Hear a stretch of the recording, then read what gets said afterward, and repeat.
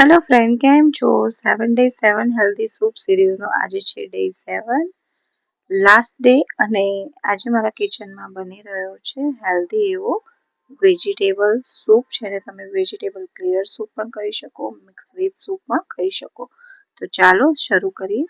તો એના માટે મેં કોબી લીધી છે, એક નાની ડુંગળી, અહીંયા લીલી ડુંગળી પણ લીધી છે, ગાજર અને લીલું લસણ લઈ લીધું છે. જે સૂકી ડુંગળી છે, ગાજર અને કોબીને આવી રીતે રફલી ચોપ કરી અને ચોપરમાં મેં લઈ લીધું છે. હવે એને આપણે ચોપરમાં ચોપ કરી લઈશું. સરસ બધું ચોપ થઈ ગયું છે.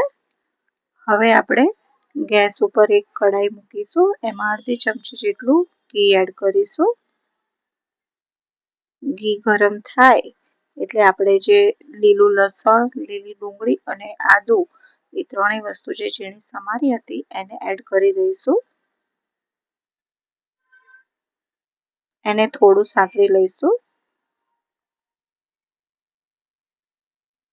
પછી જે આપણે વેજીટેબલ ચોપ કર્યા હતા એ એડ કરી દઈશું. અહીંયા તમે તમારી ચોઈસના બીજા વેજીટેબલ પણ એડ કરી શકો છો. હવે સ્વાદ પ્રમાણે મીઠું એડ કરી દઈશું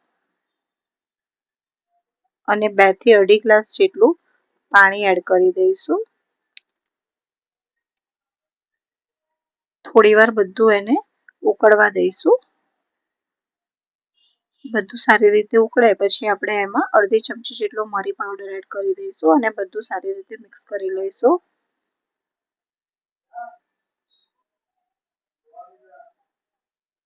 હવે આપણે એક સ્લરી તૈયાર કરીશું. સ્લરી માટે મેં અહીંયા ચોખાનો લોટ લીધો છે. ચોખાના લોટમાં થોડું પાણી એડ કરી અને આપણે એક સ્લરી તૈયાર કરી લઈશું. બસ આવી રીતના. અહીંયા તમે કોર્નફ્લોરનો પણ યુઝ કરી શકો છો.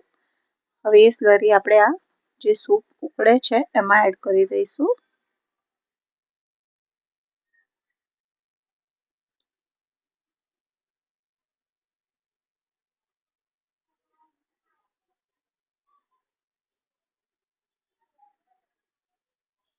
આ સ્લરી એડ કર્યા પછી થોડી વાર ફરીથી આપણે સૂપને ઉકાળીશું, જેથી જે ચોખાના લોટની કચાશ હોય એ નીકળી જાય અને એને ટેસ્ટ ના આવે સૂપમાં.